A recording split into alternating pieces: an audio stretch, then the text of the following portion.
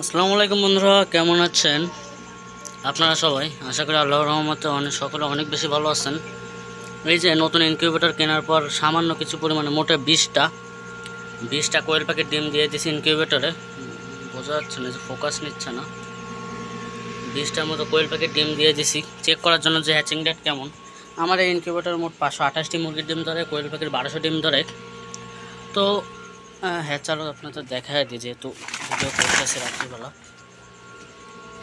দেখেন শুধু এই ট্রেটা এই জায়গা দিয়ে দিলে হয়ে গেল হ্যাচার। এই যে যাই হোক, এখানে মোট 20টা ডিম দিচ্ছি হ্যাচিং রেটটা চেক করার জন্য, যে কেমন হ্যাচিং রেট পাই।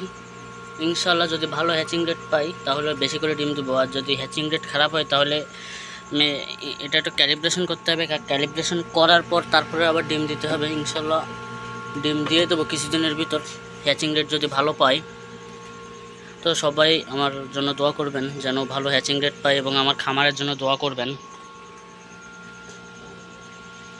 তো সবার জন্য শুভকামনা। আল্লাহ হাফেজ।